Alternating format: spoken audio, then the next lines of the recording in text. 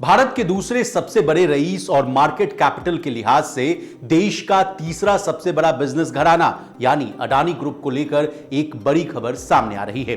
गौतम अडानी फिर से expansion mode में आ गए हैं। अब हम ऐसा क्यों कह रहे हैं, इसके पीछे के कारणों को समझ लीजिए। असल में अडानी ग्रुप की नजरें अब इलेक्ट्रिक कारों पर है। अडानी ग्रुप इलेक्ट्रिक यात्री वाहनों की सेगमेंट में उतरने की योजना बना रहा है। इसके लिए अडानी ग्रुप उबर टेक्नोलॉजीज के साथ एक रणनीतिक साझेदारी पर काम कर रहा है।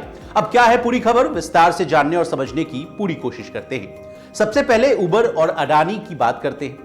कैब सर्विसेज देने वाली कंपनी उबर के सीईओ दारा खुसरोशाही आजकल भारत आए हुए हैं। शनिवार को उन्होंने भारत के दूसरे सबसे बड़े रईस और अडानी ग्रुप के चेयरमैन गौतम अडानी से मुलाकात की। अडानी ने भविष्य में उबर के साथ सहयोग की संभावना के संकेत भी दे दिए। सोशल मीडिया प्लेटफॉर्म पर अडानी और दारा ने बातचीत को काफी शानदार बताया। मीटिंग के बाद गौतम अडानी ने क्या कहा, पहले ये जान लेते हैं। अडानी ने एक्स पर एक पोस्ट पर कहा कि उबर के सीईओ के साथ बेहद दिलचस्प बातचीत हुई। भारत में उबर के विस्तार के लिए उनका दृष्टिकोण वास्तव में प्रेरणादायक है।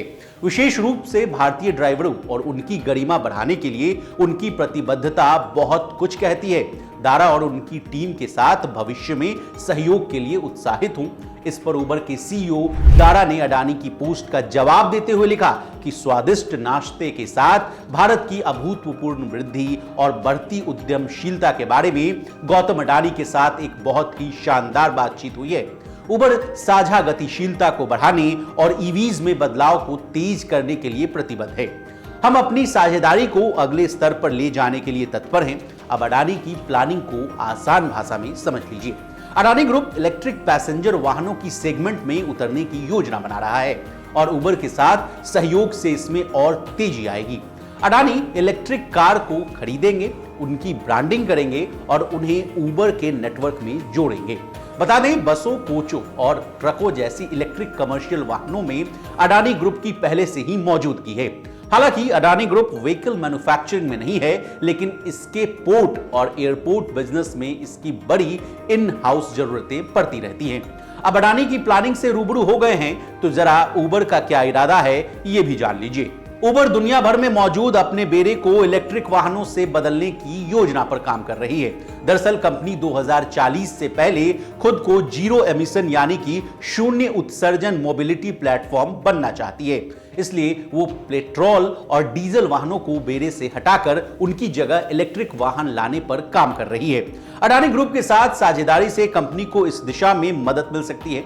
बता दें, उबर की भारत में एंट्री साल 2013 में हुई थी। तब से अब तक वो 3 अरब से अधिक ट्रिप पूरी कर चुकी है। उबर भारत के 125 शहरों में सर्विसेज उपलब्ध करा रही है और उसने 8 लाख से अधिक भारतीयों को अपने नेटवर्क से जोड़कर इनकम को बढ़ाने में मदद कर रही है।